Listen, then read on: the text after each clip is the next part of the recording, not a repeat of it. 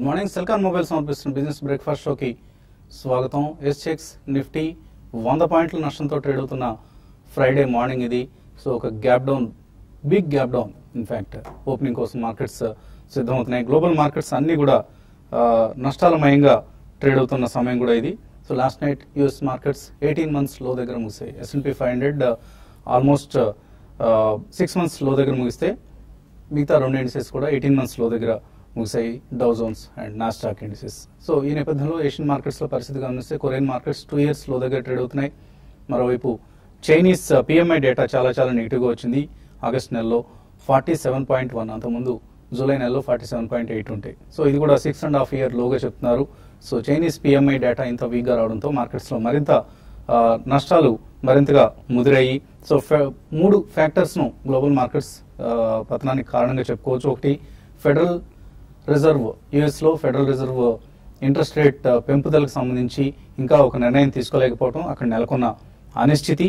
అలాగే global growth concerns, అంటే China slowdown కారణంగా, అంటే చైనా ఎకానమీ అనేది ఒక గ్రోత్ ఇంజిన్ లాంటిది. వరల్డ్ ఎకానమీ గ్రోత్కి ఒక ఇంజిన్ లాంటిది. ఆ ఇంజినే ఇప్పుడు స్లో అయిపోతే ఇంకా మొత్తం ప్రపంచ ఎకానమీ అంతా కూడా స్లో అవుతుందన్న concerns. So global growth concerns, federal rate reserve తీసుకోవాల్సిన రేట్ హైక్ నిర్ణయం వాయిదా. అలాగే మూడో ఫ్యాక్టర్, మళ్ళీ ఇప్పుడే గ్రీస్ సంక్షోభం మళ్ళీ మొదటికి వస్తుందా అని అనుమానాలు. ఎందుకంటే గ్రీస్ ప్రైమ్ మినిస్టర్ సిప్రాస్ నిన్న రాజీనామా చేశారు. సెప్టెంబర్ 20న బహుశా ఒక స్నాప్ పోల్స్ జరిగే అవకాశం కనిపిస్తుంది. సో మళ్ళీ గ్రీస్ ప్రాబ్లం కనుక మొదటికి వచ్చిందంటే అది మరింత సంక్షోభానికి దారితీస్తుంది Europe and rest of the world పరంగా కూడా. సో ఈ 3 ఫ్యాక్టర్స్ కారణంగా world markets, all asset classes, not just equity markets, crude prices పతనం అవుతున్నాయి. ఎమర్జింగ్ మార్కెట్ కరెన్సీస్లో పతనం ఆగడం లేదు. సో ఇన్ఫ్యాక్ట్ మనం last 1 year to date data, ఇప్పుడు దాకా last 7 months data, 8 months data తీస్తే టర్కిష్ లీరా లాంటి కరెన్సీస్ 25% కంటే ఎక్కువ నష్టపోవడం చూస్తున్నాం. మలేషియన్ రింగిట్ 18% నష్టపోయింది. రష్యన్ రూబుల్ కొంత స్టేబుల్గా ఉంది. చిలీ పెసో లాంటి కరెన్సీస్ 11% నష్టపోయాయి. సో ఇలా ఆల్ ఎమర్జింగ్ మార్కెట్ కరెన్సీస్ నష్టాల్లో ఉన్నాయి.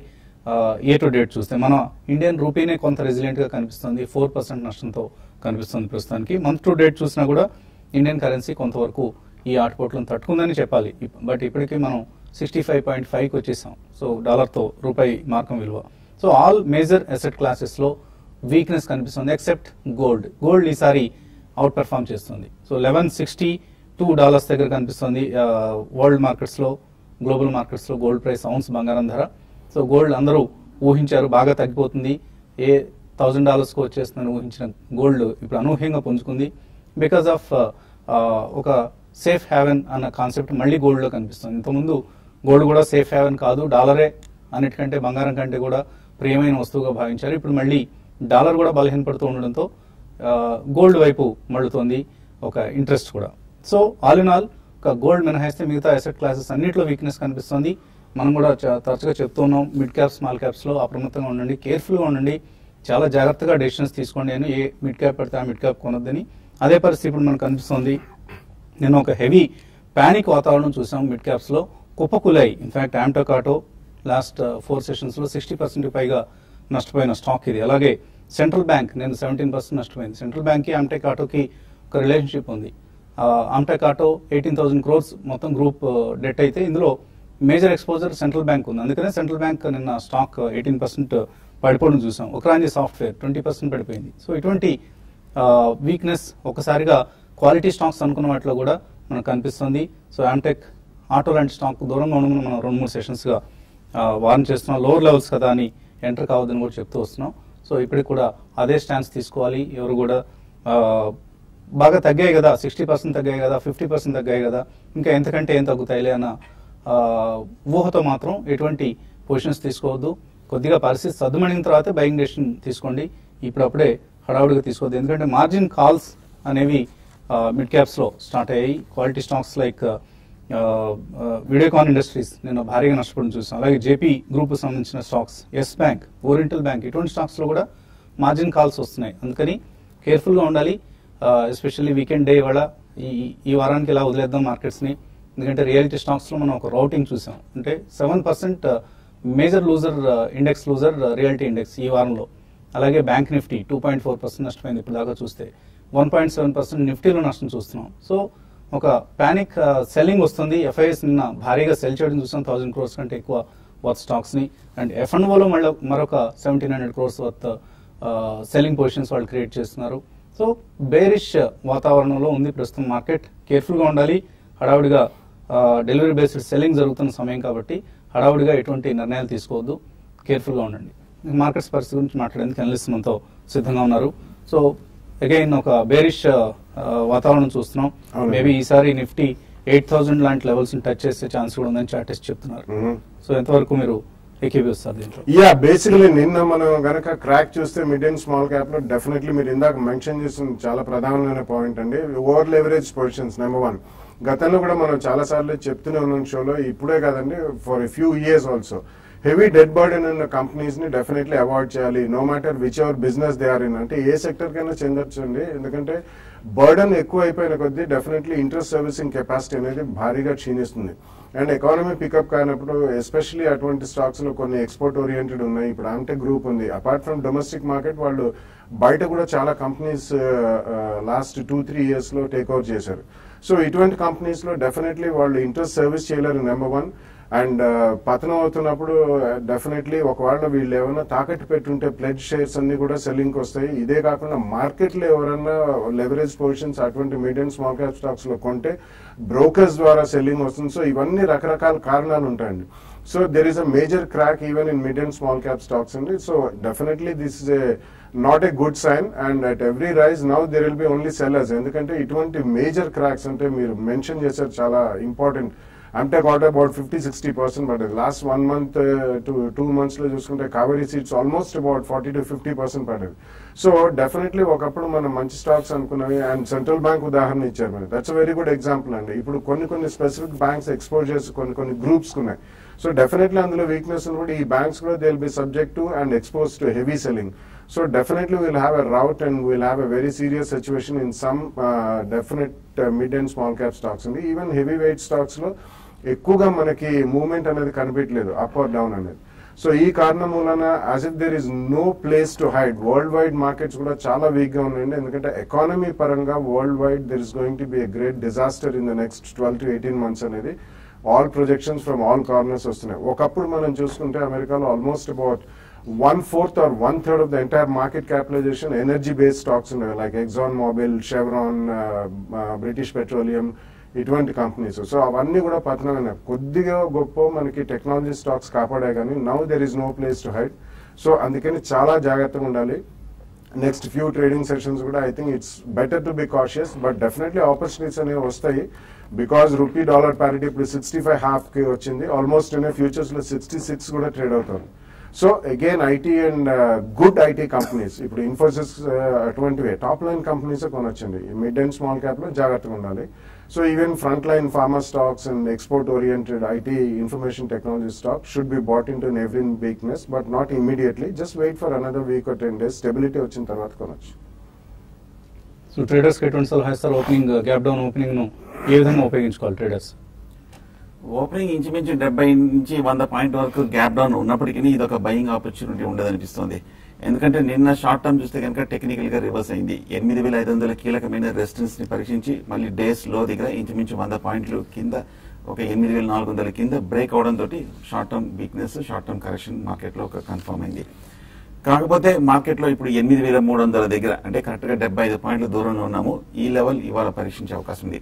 8300 అనేది కీలకమైన ఒక short term medium term support కూడా. ఈ 3 నెలలుగా ఆల్రెడీ ఒక 3 బాటం ఏర్పడింది. మార్కెట్ ఇక్కడ వచ్చినప్పుడు రికవరీ అవుతుంది. ఈసారి 4వ కూడా పరీక్షించినప్పుడు రికవరీ అవుతుందా లేదా అని మనం ఇవాళ చూడాలి. రికవరీ అయ్యి 1 or 2 days కన్సాలేషన్ అయ్యి 8300 పైన బలంగా క్లోజ్ అయిందంటే మార్కెట్ ఒక షార్ట్ టర్మ్ అప్ ట్రెండ్, అప్పుడే ఒక బయింగ్ ఆపర్చునిటీగా ఫ్యూచర్స్ లో లాంగ్ పొజిషన్ కన్సిడర్ చేయొచ్చు షార్ట్ టర్మ్ ట్రేడర్స్. అలా కాకుండా 8300 కూడా ఇంకొకసారి బ్రేక్ అయ్యి దాని కింద కనుక ఇవాళ క్లోజ్ అయిందంటే కనుక మార్కెట్ నెక్స్ట్ వీక్ కూడా ఒక కరెక్షన్ వచ్చే అవకాశమే కనిపిస్తుంది. అప్పుడు 8100 వరకు వెళ్లే అవకాశం ఉంది. అలాగే బ్యాంక్ నిఫ్టీ కూడా మనం చూస్తే 18000 దగ్గర ఒక కీలకమైన సపోర్ట్ కనిపిస్తుంది. ఇది కూడా ఇంత క్రితం ప్రీవియస్ బాటమ్, అక్కడ మార్కెట్ బ్యాంక్ నిఫ్టీ రికవర్ కాలేదు. ఆ ప్రీవియస్ బాటమ్ కూడా బ్రేక్ అయ్యి దాని కింద క్లోజ్ అవుతే మటుకు ఫర్దర్ వీక్నెస్ అనేది మన షార్ట్ టర్మ్ లో వచ్చే అవకాశం ఉంది. నేను ఫస్ట్ టైం చూసాను 50 days మూవింగ్ యావరేజ్ కూడా బ్రేక్ అవడం తోటి మార్కెట్ లో ఒక వీక్నెస్ కనిపిస్తుంది. అలాగే ఎఫ్ఐస్ కూడా ఒక లాస్ట్ 10 days గా పెద్ద బయింగ్ చేయలేదు, ఫ్యూచర్స్ లో ఒక సెల్లింగ్ తోటి ఉండడం తోటి మార్కెట్ కూడా కొంచెం పట్టడం జరిగింది. వాళ్ళు ఎప్పుడు బయింగ్ లోకి వస్తారో ఒకసారి నెక్స్ట్ వీక్ కొంచెం వేచి చూడాలి. లోయర్ రేట్ లో ఏమైనా షార్ట్ కవరింగ్ అని లేదంటే కనుక ఏమైనా బయింగ్ చేశారంటే అప్పుడు మార్కెట్ రికవరీ వచ్చే అవకాశం ఉంది. సో అప్పటి వరకు లాంగ్ పొజిషన్స్ ని కొంచెం అవాయిడ్ చేయడం మంచిది. అలాగే కొంచెం కాదు అసలు అవాయిడ్ చేయడం మంచిది. లాంగ్ పొజిషన్ కొంచెం అవాయిడ్ చేస్తే మళ్ళీ కొన్ని తీసుకోవచ్చు, కొన్ని తీసుకోకూడదు అన్న అర్థం కూడా వస్తుంది. సో కాలర్స్ లైన్ లో ఉన్నారు. మొదటి కాలర్ హైదరాబాద్ నుంచి Srinath. Hello sir, good morning అండి. మార్నింగ్ అండి, అడగండి. సార్, ఇది Sun Pharma advance Gujarat Pipavav port ఎలా ఉన్నాయి కొంచెం చెప్తారండి? అంటే మీరు కొందాం అనుకుంటున్నారా, కొన్నారా? మేము కొన్నాం సార్, ఆల్రెడీ కొన్నారు. హోల్డ్ చేయొచ్చా లేదా అమ్మేసుకోవచ్చా? లాభం ఉన్నారా రెండు? అంటే నిన్నే సార్ బై చేసింది. నిన్నే కదా, మరి కొన్న తర్వాత రివ్యూ చేసుకుంటారు ఎందుకు? కొనక ముందు అడగాలి. అదే సార్. సో ఎనీవే ఈ రెండు మంచి స్టాక్స్ అయినా spark and Gujarat Pipavav. Yeah, మంచి స్టాక్స్ అండి. Gujarat Pipavav definitely it's one of the largest ports in the country and వాళ్ళ హెవీ ఎక్స్పాన్షన్ కూడా ఉంది. కానీ రీసెంట్లీ చాలా స్ట్రాంగ్ పర్ఫార్మెన్స్ కూడా మనం చూసామండి. కాబట్టి మీరు you have to have at least very long term view, at least 2 years. అంటే ఈ లోపల మార్కెట్ పుంజుకుంటే ఇటువంటి స్టాక్స్ రన్ అవే స్టాక్స్ కాదు. లాస్ట్ 1 year లో డెఫినెట్లీ బాగా పెరిగినాయని కొద్దిగా యావరేజ్ కాస్ట్ తగ్గించుకోవడానికి ప్రయత్నించండి. నిన్ననే కొన్నారు కాబట్టి. స్పార్క్ ఐ థింక్ ఒకవేళ ఏదైనా ట్రేడింగ్ జంప్ వచ్చినప్పుడు ఐ థింక్ యూ షుడ్ కమ్అట్ అండి. ఎందుకంటే ఇది లాస్ట్ 1 year తో పోల్చుకుంటే ఆల్మోస్ట్ అబౌట్ 3 to 4 times దాకా పెరిగి కొద్దిగా క్షీణించింది. But it's like a lottery ticket అండి. ఒకవేళ వాళ్ళకి ఏదైనా మాలిక్యూల్ క్లిక్ అయితేనే ఇందులో హెవీ స్పర్ట్స్ ఉంటాయి. అదర్వైజ్ మనకి top and bottom line balance sheet లో కూడా కనిపించవు. It's only a contract research organisation, but it's a good company of Sun Pharma outfit. So ఒకవేళ ఇందులో ఏదైనా స్ట్రాంగ్ స్పర్ట్స్ వస్తే మాత్రం మీరు కొద్దిగా ప్రాఫిట్ లేదు. ఏదైనా మాలిక్యూల్ అటువంటిది క్లిక్ అయ్యి ఫేస్ 3లోకి వెళ్ళిందంటే మాత్రం అటువంటి చోట ఒకసారి అమ్మండి definitely. Celkon mobiles business breakfast లో ఇప్పుడు ఒక చిన్న బ్రేక్ తీస్తున్నాం.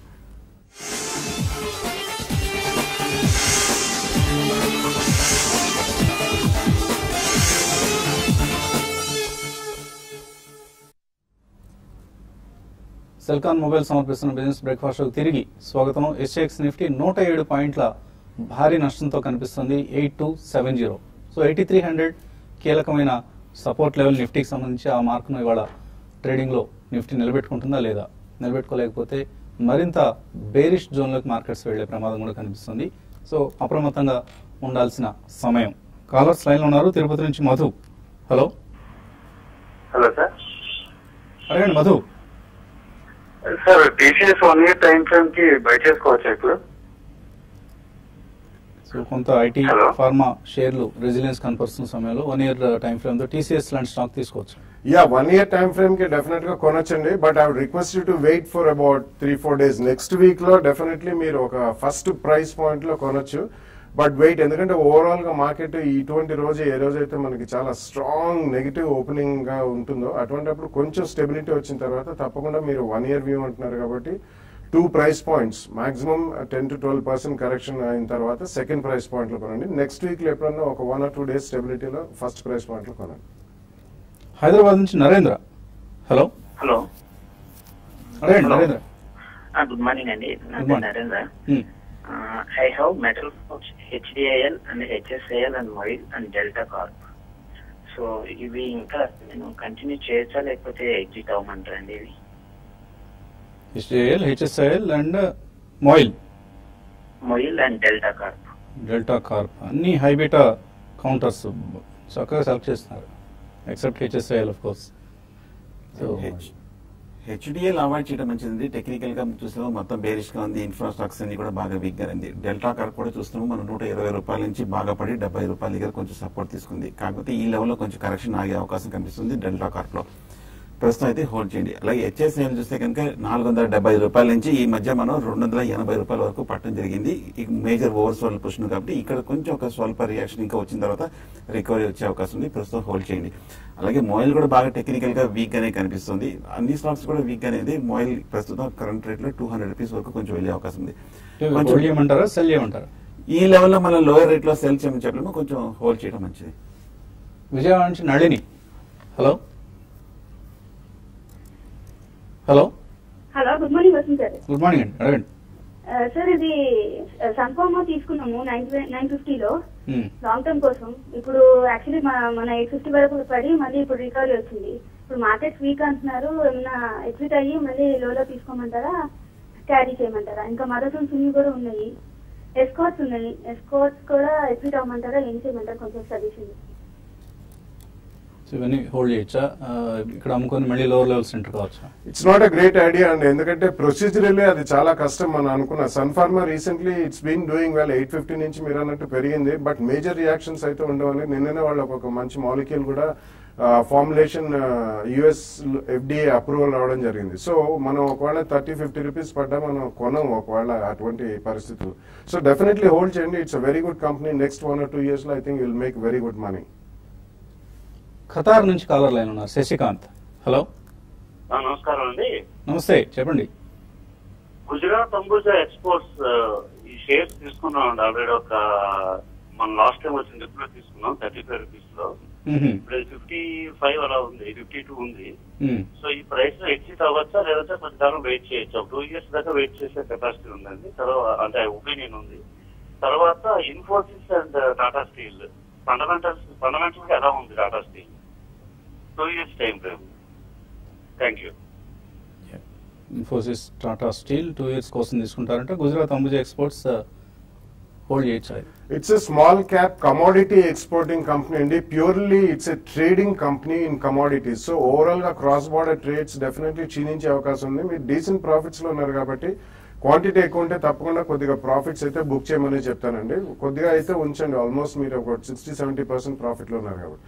Tata steel it's a great company but not a good investment right now, ఎందుకంటే మెటల్స్ ఓవరాల్ వరల్డ్ వైడ్ పతనం అయిపోతున్నాయి. టాటా స్టీల్ కూడా అంత ఆశాజనకంగా ఉండదు కాబట్టి కొద్దిగా వెయిట్ చేసి ద నెక్స్ట్ ఫ్యూ మంత్స్ చూసిన తర్వాత కొంచెం ఏమైనా కమోడిటీ క్రాక్స్ అరెస్ట్ అయితే అక్కడ కొనండి. Infosys definitely you can buy at the first price point అండి over the next 1-2 years, but definitely buy it in 2 price points. Next week లో కొంచెం స్టెబిలిటీ వచ్చిన తర్వాత ఫస్ట్ ప్రైస్ పాయింట్ లో కొనండి. ఈమెయిల్ సందేహాలు వచ్చాయి. టాటా ఎలక్సీ వెంకట్ అడుగుతున్నారు, టాటా ఎలక్సీ తీసుకొచ్చా ఈ రేట్లో ₹1,00,000 ఇన్వెస్ట్ చేద్దాం అనుకుంటున్నారు 1 year కోసం. Yeah, just wait a little bit అండి. టాటా ఎలక్సీ రీసెంట్లీ లాస్ట్ 1 week లో ఎక్స్ట్రీమ్లీ స్ట్రాంగ్ ప్రైస్ యాక్షన్ చూసాం మనం. ఆల్మోస్ట్ 2200 దాకా వెళ్ళి కొంచెం రియాక్షన్ లో ఉంది. కొద్దిగా ఒక 10-15% క్రాక్ లో ఫస్ట్ ప్రైస్ పాయింట్ లో కొనొచ్చు, ఎందుకంటే ఇంత స్ట్రాంగ్ గా పెరిగింది. కొంచెం రియాక్షన్ అయితే ఉంటుంది, దాని తర్వాత you can buy it in the second price point. So US markets నుంచి లార్జెస్ట్ ఈక్విటీ అవుట్ఫ్లోస్ అట, అలాగే ఎమర్జింగ్ మార్కెట్స్ నుంచి అవుట్ఫ్లోస్ అట. అండ్ ఎక్కడికి వెళ్తుంది డబ్బు అంతా? Flight to safety. ఎక్కడ ఉంది సేఫ్టీ? ఎక్కడా లేదు. అన్ని మార్కెట్స్ కుప్పకూలుతున్నప్పుడు there is no safety to your funds. So అలా చూస్తూ ఊరుకోవడం మినహా, చేష్టలుడిగి నిశ్చేష్టలు అంటాం కదా, అలా చూస్తూ ఉండడం మినహా చేయగలిగింది ఏదీ ఉండదు. తర్వాత ఈ మెయిల్ వెంకయ్య అడుగుతున్నారు, జేసీ హౌసింగ్ కొనుక్కోవచ్చా ఇక్కడ లాంగ్ టర్మ్ కోసం? జేసీ కూడా ఈ మధ్య కొంచెం బాగా పడిన స్టాక్ అండి. ₹250 నుంచి 190, 200 వరకు పడిన స్టాక్. ఈ కరెక్షన్ లో డెఫినెట్ గా ఇది ఒక మంచి బయింగ్ ఆపర్చునిటీ ఉంటుంది. లాంగ్ టర్మ్ కోసం 1 or 2 years వెయిట్ చేస్తే మంచి రిటర్న్స్ వస్తుంది. పప్పు శ్రీనివాస్ అడుగుతున్నారు, క్యాపిటల్ ఫస్ట్, సుందరం ఫైనాన్స్, బజాజ్ ఫైనాన్స్, ఈ మూడిట్లో ఫండమెంటలీ ఏది best stock? Yeah, in terms of absolute fundamentals, Bajaj Finance is the strongest అండి. But Sundaram finance has got some of the parts, అంటే వాళ్ళకి సబ్సిడరీస్ ఉన్నాయి, ఈవెన్ బజాజ్ ఫైనాన్స్ ఉన్నాయి. So I think both the stocks are definitely good అండి. ఉన్న వాటిలో fastest growing would be Capital First. So మీరు ఈ రెండిట్లో పెట్టండి, Bajaj finance and Sundaram finance లో 50-50 money you can invest. Pavan Kumar అడుగుతున్నారు, ఎస్ బ్యాంక్ 300 షేర్లు ఉన్నాయట, హోల్డ్ చేయొచ్చా, ఎగ్జిట్ కావచ్చా? నిన్న మనం చూసాము బ్యాంక్ స్టాక్స్ అని బాగా పట్టాం. ముఖ్యంగా ఎస్ బ్యాంక్ చాలా మేజర్ కన్సాలిడేషన్ అయితే నిన్న బ్రేక్ డౌన్ కనిపించింది. షార్ట్ టర్మ్ కొంచెం వీకే, కానీ మీరు హోల్డ్ చేయండి, ఒక చిన్న డిప్ లో మళ్ళీ బై చేయొచ్చు. హరినాథ్ రెడ్డి అడుగుతున్నారు, Goodricke and Vishnu chemicals long term కోసం తీసుకుందాం అనుకుంటున్నారు, మంచి కంపెనీలు అవి? కంపెనీ పరంగా మంచిగానండి. Vishnu chemicals is a turn around story and Goodricke is one of the largest tea exporters and tea garden owners. So mid and small cap భారీగా పతనం అవుతున్నాయి కాబట్టి కొంచెం వెయిట్ చేసి కొంటే మంచిదండి. ఎన్వి చంద్రశేఖర్, హెచ్డిఐఎల్ ఫ్యూచర్స్ లో ఉన్నాయి 74లో, హోల్డ్ చేయొచ్చా ఇది? ఇవాళ ఓపెనింగ్ వీక్ తర్వాత ఒక రీబౌండ్ వచ్చే అవకాశం ఉంది. ఇవాళ కానీ సోమవారం కానీ రీబౌండ్ లో ఎగ్జిట్ అయిపోవడం మంచిది. ఎల్ఐసి హౌసింగ్ ఫైనాన్స్ ఫ్యూచర్స్ లో కొనుక్కోవచ్చా ఇప్పుడు? ప్రస్తుతం అయితే అవాయిడ్ చేయండి కొంచెం, కాకపోతే కొంచెం ట్రెండ్ పాజిటివ్ గా ఉంది. ఒక చిన్న డిప్ లో 450 లెవెల్లో బై చేయొచ్చు. నరేందర్ మహబూబాబాద్ నుంచి అడుగుతున్నారు, బ్యాంక్ నిఫ్టీ ఫ్యూచర్స్ ఉన్నాయి 875 లో లాస్ట్ బుక్ చేయొచ్చా? ఇక్కడ చాలా హై ప్రైస్ లో తీసుకున్నారు, ఎంబడే స్టాప్ లాస్ పెట్టి ఉండాలి. ఇప్పుడు ఓపెనింగ్ లో ఏం చేయలేము, ఏమైనా కొంచెం రీబౌండ్ వెయిట్ చేయండి, రీబౌండ్ వచ్చాక సెల్ చేయండి, క్లోజ్ చేసేయచ్చు. కుషీల్ అడ్వకటే అన్న పేరుతో వచ్చింది, మార్క్సన్స్ ఫార్మా, యూనిటెక్ ఈ రెండు. మార్క్సన్స్ 5 రూపాయలకు కొన్నారట, అలాగే యూనిటెక్ 10 రూపాయలకు కొన్నారట. ఏం చేయాలి? 5 రూపాయలు ఎప్పుడు కొన్నారు Marksans? Something wrong. Probably 2 years back it was there అండి, 4 to 5 రూపీస్ లెవెల్లో ఉంది. సో డెఫినెట్లీ మార్క్సన్స్ ఫార్మా అంతలో కొన్నారు కాబట్టి ప్రాఫిట్ మాత్రం తప్పకుండా బుక్ చేయాలండి, ఎందుకంటే you're sitting on almost close to 20 bagger. కాబట్టి కొద్దిగా ప్రాఫిట్ బుక్ చేయండి. యూనిటెక్ మాత్రం definitely my suggestion is immediately అందులోంచి బయటకు వచ్చి. సుదర్శన్ అడుగుతున్నారు, ఐటీహెచ్ఎల్ కరెంట్ మార్కెట్ ప్రైస్ లో తీసుకోవచ్చా? డివిడెండ్, మంచి డివిడెండ్ ఈల్డ్ ఉన్న స్టాక్ అట ఇది. ఇప్పుడు 270లో ఉంది. No, I don't track the stock అండి. ఐటీహెచ్ఎల్ అంటే ఐటీడీసీ హోటల్స్ అయి ఉండొచ్చు మోస్ట్లీ. ప్రస్తుతం డిజిన్వెస్ట్మెంట్ స్టోరీ నడుస్తుందండి. ఆ స్టోరీ వల్ల స్టాక్ బాగా యాక్టివ్గా ట్రేడ్ అవుతుంది, అదర్వైజ్ అంత యాక్టివ్ స్టాక్ కాదు అది. లక్ష్మి వాస అడుగుతున్నారు, మార్క్సన్స్ ఫార్మా 95లో, గ్రాన్యూల్స్ ఇండియా 119లో ఉన్నాయి, లాంగ్ టర్మ్ కోసం హోల్డ్ చేయొచ్చా? రెండు బులిష్ గానే ఉన్న స్టాక్స్, రెండు మీరు లాంగ్ టర్మ్ కోసం హోల్డ్ చేయొచ్చు. వెంకట్ మణిదీప్ ఆటోమొబైల్ ఏరియాలో 1 year కోసం ఎటువంటి stock? TVS, Eicher, Tata Motors, వీటిలో ఫోర్స్ మోటార్స్, వీటిలో దేన్ని రికమెండ్ చేస్తారు మీరు? I think these are all good stocks and even Ashok Leyland you can consider, but just wait for the next 1 week 10 days. కొంచెం స్టెబిలిటీ అయిన తర్వాత 2 or 3 కౌంటర్స్ లో మీరు చూస్ చేసినవన్నీ మంచివేనండి, but buy it in 2 price points, definitely not in 1 go. ఇంకా ఇంతటి turmoil, ఇంతటి మార్కెట్ సంక్షోభంలో ఎటువంటి నిర్ణయాలు తీసుకోవాలి? ఇన్వెస్ట్మెంట్స్ పరంగా, సేవింగ్స్ పరంగా, లాంగ్ టర్మ్ కోసం, షార్ట్ టర్మ్ కోసం, మీడియం టర్మ్ కోసం ఎటువంటి నిర్ణయాలు తీసుకోవాలి? మ్యూచువల్ ఫండ్ ఇన్వెస్ట్మెంట్స్ లో ఎస్ఐపి ఎలా చేయాలి? ఇటువంటి అన్ని సందేహాలకు సమాధానాలు ఇచ్చేందుకు నిపుణులు ఎల్లుండి అంటే ఆదివారం హైదరాబాద్ మియాపూర్ క్రాస్ రోడ్స్ లో ఉన్న బొమ్మరిల్ ఫంక్షన్ హాల్ కు వస్తున్నారు. TV5, ఐసిఐసిఐ ప్రుడెన్షియల్ సంయుక్తంగా నిర్వహిస్తున్న మ్యూచువల్ ఫండ్ ఇన్వెస్టర్ సమిట్ లో పాల్గొనేందుకు. సో ఈ సదస్సుకు తప్పకుండా హాజరవ్వండి. ఇటువంటి సంక్షోభ సమయాల్లో ఏం చేయాలనే దానికి చక్కటి గైడెన్స్ లభించే వేదిక అది. So don't miss out this opportunity. ఇవాళే ఫోన్ చేసి ఇక్కడ డిస్ప్లే చేస్తున్న నెంబర్స్ ఫోన్ చేసి మీ పేర్లు రిజిస్టర్ చేసుకోండి. అలాగే వీలైనంత వరకు కుటుంబంతో రండి. సో అందరికీ ఆర్థిక అక్షరాస్యత అవసరం, లేడీస్ అలాగే పిల్లలకు కూడా అవసరం. పిల్లలతో కూడా వచ్చిన వాళ్ళకి చిన్న బహుమతులు కూడా మేము అందజేయబోతున్నాం. So don't miss out this opportunity. మధ్యాహ్నం స్మార్ట్ ఇన్వెస్ట్ లో మళ్ళీ కలుద్దాం.